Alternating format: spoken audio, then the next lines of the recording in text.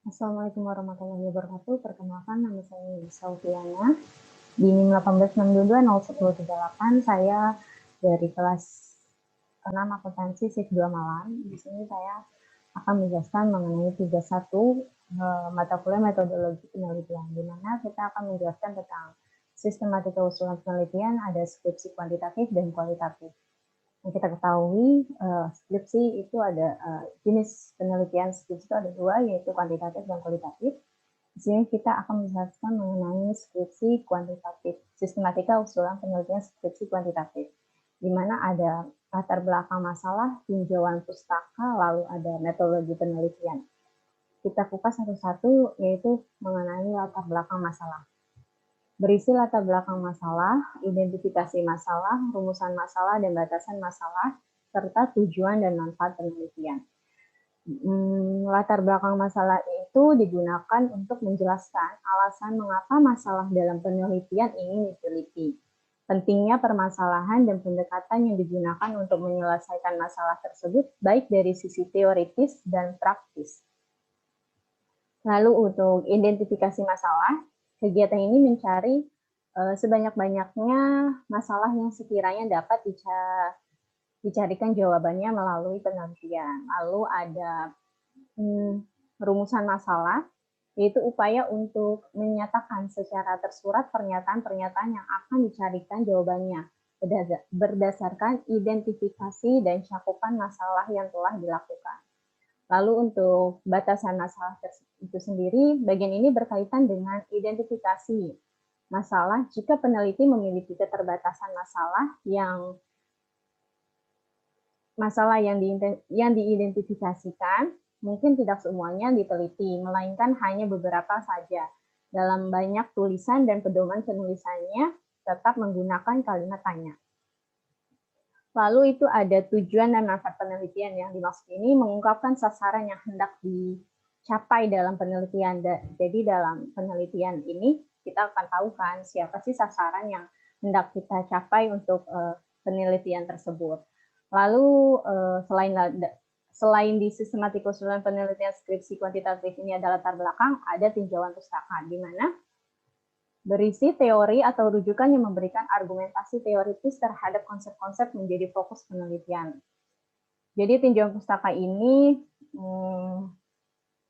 berisi teori atau rujukan yang memberikan argumentasi teoritis terhadap konsep-konsep yang menjadi fokus penelitian kita. Menguraikan secara jelas kajian pustaka yang melandasi timbulnya gagasan dan permasalahan yang akan kita teliti. Dengan menguraikan teori temuan dan bahan penelitian lain yang diperoleh dari acuan untuk dijadikan landasan dalam melaksanakan penelitian.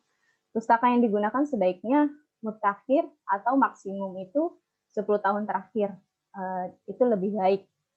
Lalu dengan mengutamakan artikel pada jurnal ilmiah yang relevan. Selanjutnya setelah tinjauan pustaka itu di sistematika usulan penelitian skripsi kuantitatif ada metode penelitiannya.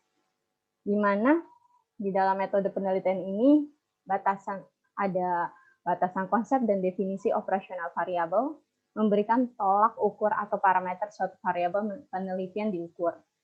Lalu ada validitas dan reliabilitas instrumen penelitian, di mana validitasnya itu mempermasalahan sejauh mana pengukuran tepat dalam pengukuran apa yang hendaknya diukur. Lalu ada reliabilitas, permasalahannya sejauh mana suatu pengukuran dapat dipercaya karena ditepatkannya konsistensinya dan kestabilannya. Lalu ada teknik pengumpulan data, memberikan penjelasan teknik pengumpulan data yang digunakan. Jadi data apa yang kita gunakan. Lalu ada populasi, sampel, dan teknis pengambilan sampel. Memberikan penjelasan menjadi satuan populasi, sampel, jumlah populasi, dan sampel serta teknis pengambilan sampelnya. Jadi pengambilan sampelnya itu dari sumber-sumber mana saja, lalu populasinya sebanyak apa. Lalu yang kelima ada teknik analisis data, memberikan penjelasan teknis analisis atau uji statistik yang digunakan. Jadi dalam pengujian statistik ini kita di nomor 5 ini menjelaskan teknik analisis dan atau uji statistik yang kita gunakan itu yang seperti apa. Lalu perlu diingat bahwa menggunakan teknik analisis data harus konsisten dengan jelas datanya. Lalu ada yang tadi kuantitatif, sekarang kita menjelaskan tentang metodologi penelitian sistematika usulan penelitian skripsi kualitatif. Sama, tadi ada latar belakang masalah, tinjauan pustaka, lalu ada metode penelitian. Kita jelaskan dulu untuk yang latar belakang masalah. Sebenarnya nggak jauh beda dengan penelitian skripsi kuantitatif. Lalu kalau untuk penelitian skripsi kualitatif ini, untuk latar belakangnya sama sih sebenarnya. Cuman mungkin ada sedikit perbedaan.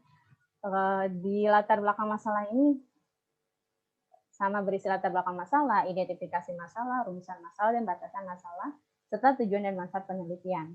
Sama dengan skripsi kuantitatif. Namun latar belakang yang dimaksud untuk penjelasan alasan mengapa masalah dalam penelitian ingin diteliti, pentingnya permasalahan dan pendekatan yang digunakan untuk menyelesaikan masalah tersebut baik dari sisi teoritis dan praktis. Lalu untuk ada identifikasi masalahnya juga, kegiatan mencari sebanyak-banyaknya masalah yang sekiranya dapat dicarikan solusinya atau jawabannya melalui penelitian. Jadi melalui penelitian ini terdapat masalah-masalah yang muncul itu dapat jawabannya atau bisa dicarikan jalan keluarnya atau jawabannya. Lalu ada rumusan masalah, upaya untuk menyatakan secara tersurat pernyataan-pernyataan yang dicarikan jawabannya berdasarkan identifikasi dan cakupan masalah yang diakuikan. Lalu ada batasan masalah.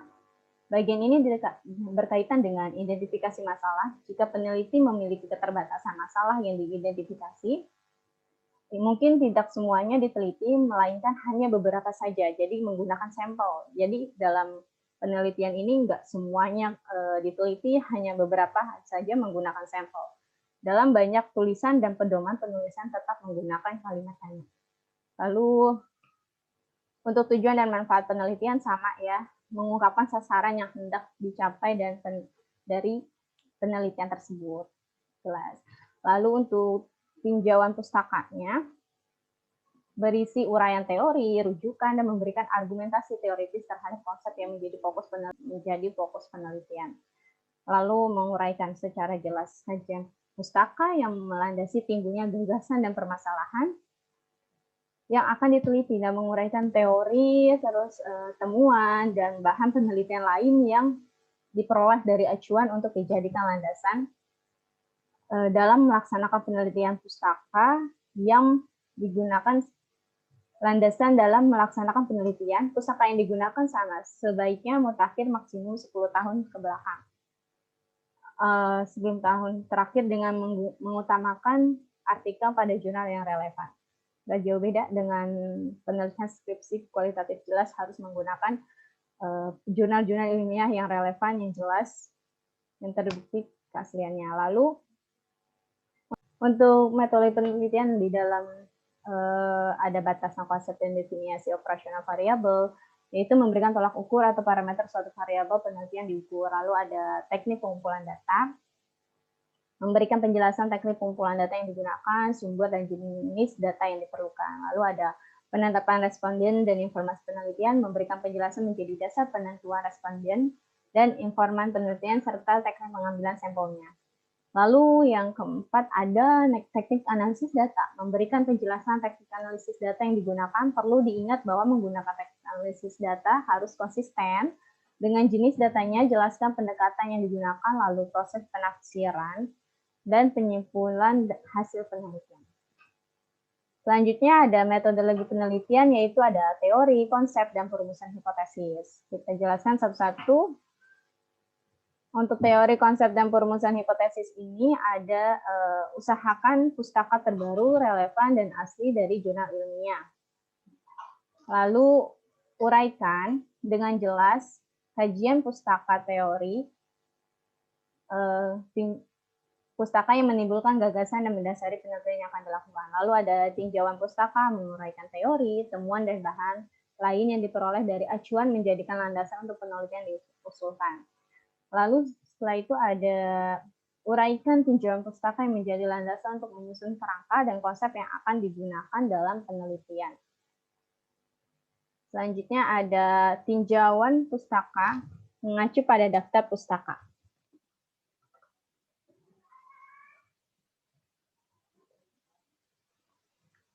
Landasan teori. Pertama itu ada manfaat landasan teori, di mana manfaat ini memperdalam pengetahuan tentang bidang dan yang diteliti, mengetahui hasil penelitian yang berhubungan yang sudah pernah dilaksanakan, lalu memperjelas masalah penelitian. Selanjutnya ada penulisan sumber catatan, yaitu format dasarnya ada teks, nama keluarga pengarang, lalu tahun terbitan. Selanjutnya ada nama pengarang, teks, atau tahun terbit.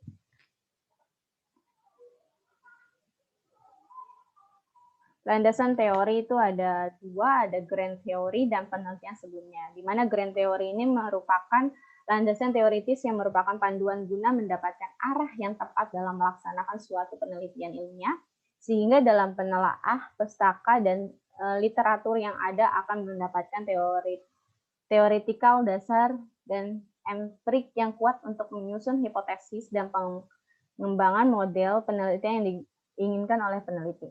Lalu selanjutnya ada, nah di dalam grand teori ini secara umum ada dua grand teori yang sering digunakan dalam penelitian di dunia penelitian keuangan, yaitu ada agensi teori atau teori keagenan dan signaling teori. Nah, selanjutnya ada penelitian sebelumnya, yaitu di dalam penelitian sebagai bentuk perbandingan penelitian yang dilakukan dengan penelitian yang telah ada sebelumnya. Jadi penelitian ini untuk memperbandingkan teori yang penelitian kita sekarang dengan penelitian yang sebelumnya. Ini dapat digunakan apabila judul-judul penelitian telah dilakukan sebelumnya bersinggung dengan judul penelitian yang telah kita pilih. Lalu contohnya itu seperti ini. Kepemimpinan adalah kegiatan mempengaruhi orang lain agar ikut serta dalam mencapai tujuan umum. Nah, ini contoh penulisan sumber catatan atau nama belakang dalam tahunan. Cons dan O'Donnell 2008. Lalu ada Mayang Sari tahun 2002 menunjukkan bahwa kualitas audit dapat diproksikan dengan spesialisasi industri auditor. Lalu ada kerangka konsep, di mana paradigma penelitian.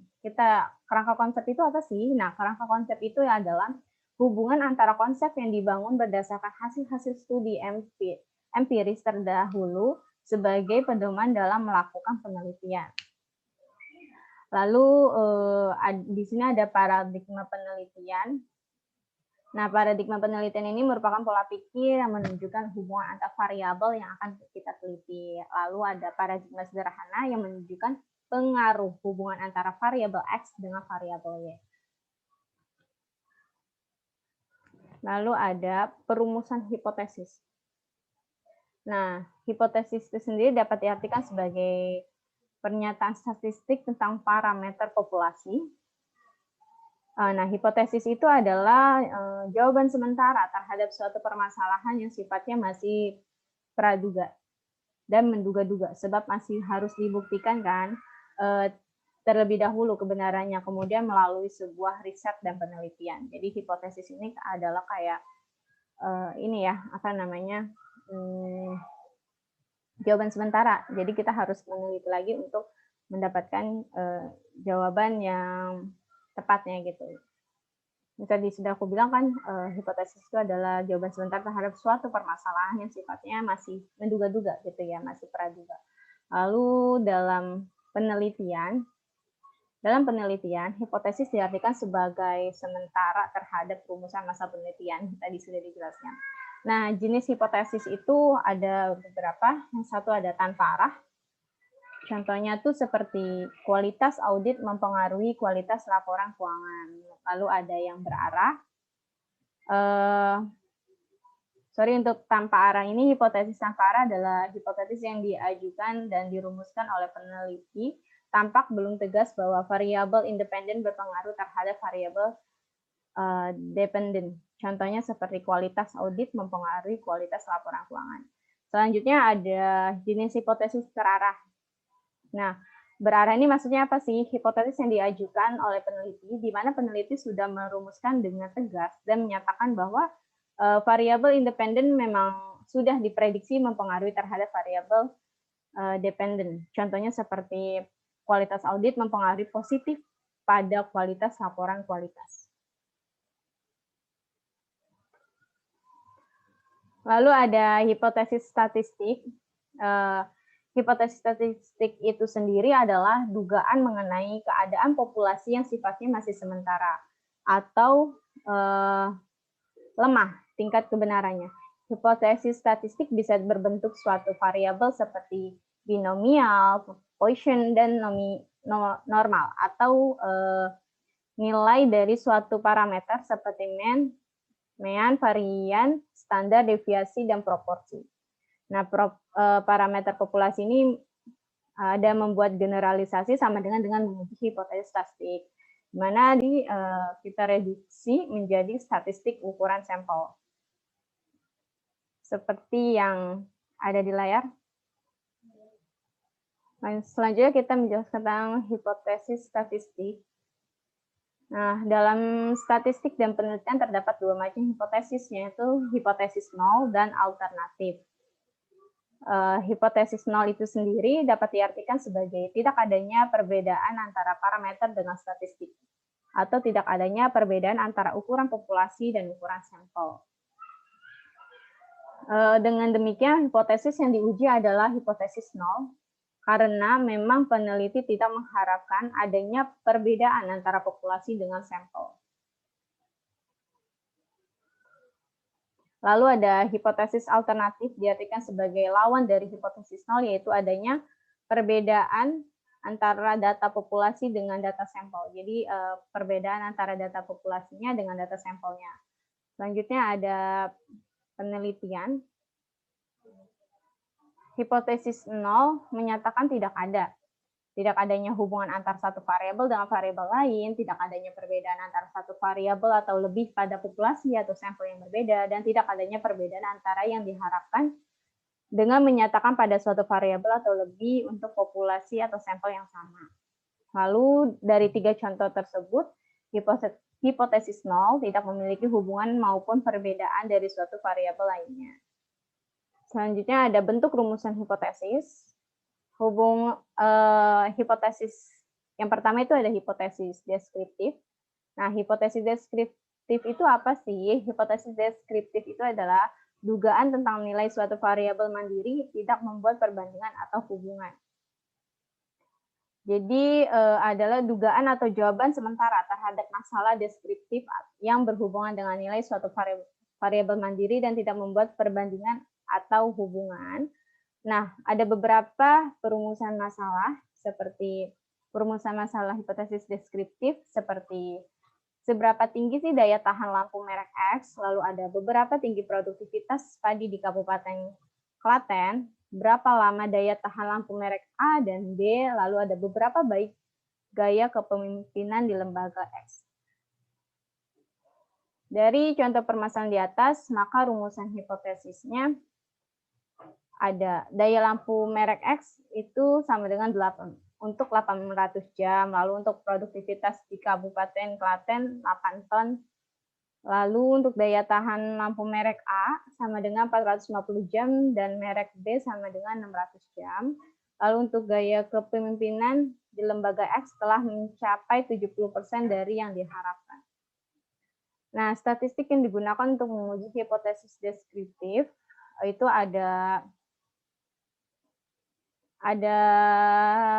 jenis dan tingkatan datanya, yaitu ada nominal, ordinal, dan menurut interval radio. Nah, untuk binomal itu sendiri, teknik statistik yang digunakan untuk menguji adalah tes binomial, lalu ada C kuadrat atau sama dengan satu sampel.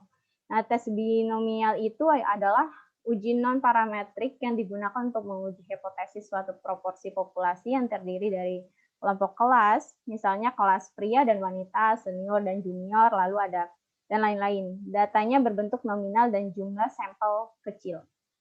Dan jumlah sampelnya kecil. Lalu untuk chi kuadrat adalah teknik statistik yang digunakan untuk menguji hipotesis sampel tunggal bila dalam populasinya terdiri dari 2 kelas atau kategori atau lebih, datanya berskala nominal dan jumlah sampelnya besar. Lalu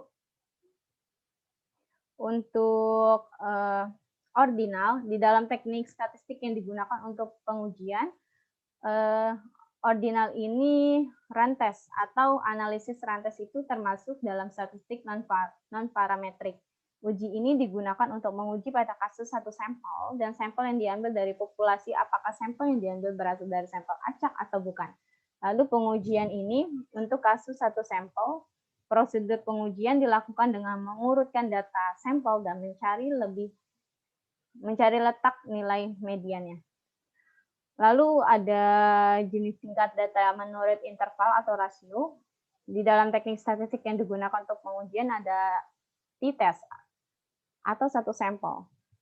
Yaitu untuk t-test atau satu sampel ini adalah uji T.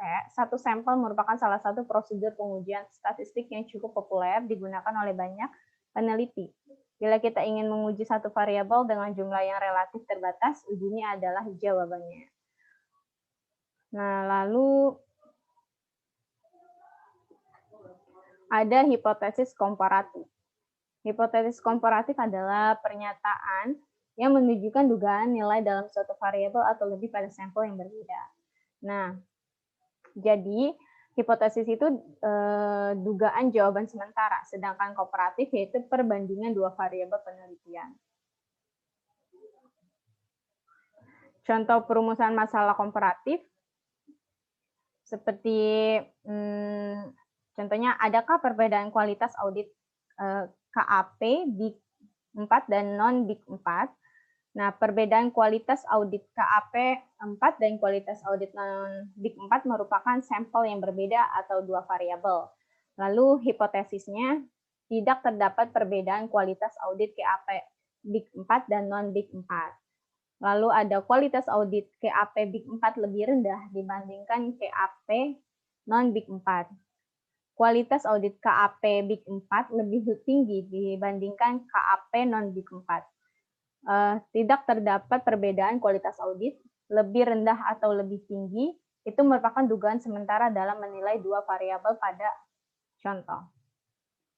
Untuk menguji hipotesis komparatif, yaitu ada macam-macamnya, ada interval rasio, nominal, ordinal. Lalu untuk dua sampel itu korelasinya untuk interval rasio ada t-test dua sampel, menggunakan dua sampel. Untuk independennya dia t-test juga dua sampel. Untuk komparatif sampel korelasi dia one way ANOVA, lalu two way ANOVA, independent, one way ANOVA, dan two way ANOVA. Untuk nominalnya dia untuk dua sampel dia pakai MC Unimar, Fisher Accept C kuadrat to sampel. Lalu untuk komparatif sampel dia pakai C kuadrat for K sampel dan Cochrane key. Lalu ada C kuadrat for K sampel. Untuk yang ordinal, untuk yang dua sampel korelasinya dia menggunakan sig-tens, Wilkinen match 5, dan untuk independennya dia pakai median test, Mann, Whitney, U-test. Lalu untuk komparatif sampelnya korelasinya dia pakai Friedman, two-way ANOVA. Untuk independennya dia pakai median extension, Kurka-Wolf one-way ANOVA. Lalu untuk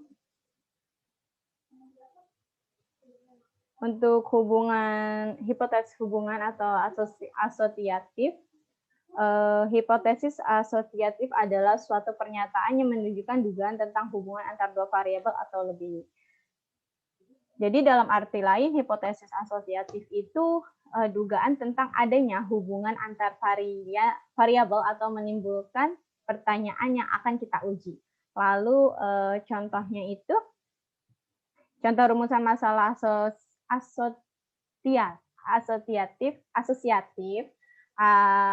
contohnya, adakah hubungan antar gaya kepemimpinan dengan efektivitas kerja? Nah, dalam contoh tersebut variabel yang digunakan adalah variabel jamak. Variabel pertama adalah gaya kepemimpinan, lalu untuk sedangkan variabel keduanya efektivitas kerja. Karena rumusan masalah mempertanyakan perihal hubungan antar dua variabel, maka yang digunakan adalah hipotesis asosiatif. Lalu untuk rumusan dan hipotesis nolnya adalah tidak adanya atau tidak ada hubungan antar gaya kepemimpinan dengan efektivitas kerja. Nah, yang dimaksud adalah dalam arti lain tidak adanya hubungan dari kedua variabel tersebut, seperti tidak dampak apapun dan tidak mempengaruhi. Jadi antara dua variabel tersebut tidak ada hubungannya, tidak ada dampaknya atau tidak mempengaruhi. Untuk yang statistik digunakan untuk menguji hipotesis asosiatif itu ada 3 macam, yaitu nominal, ordinal, dan internal dan rasio. Nah, untuk teknik korelasi yang digunakan untuk nominal itu sendiri menggunakan koefisien kontingensi. Nah, uji korelasi antara dua variabel yang berskala data nominal. Fungsi ini adalah untuk mengetahui asosiasi atau relasi antara dua perangkat atribut. Koefisien ini fungsinya sama dengan beberapa jenis koefisien korelasi lainnya. Lalu ada untuk selanjutnya macam-macam tingkat datanya itu ada ordinal. Nah, dalam teknik korelasi yang digunakan itu dia menggunakan Spearman rank dan Kendall-Taub. Untuk Spearman rank itu sendiri, korelasi rank Spearman digunakan untuk mencari hubungan atau untuk menguji signifikasi hipotesis asosiatif bila masing-masing variabel yang dihubungkan berbentuk ordinal.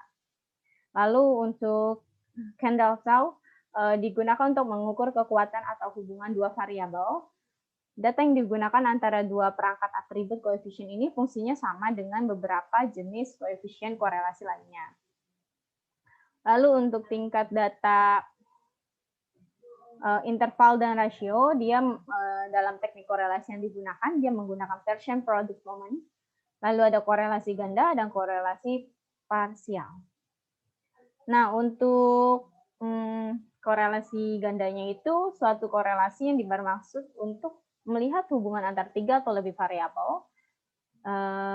Jadi 3 atau lebih variabel independen.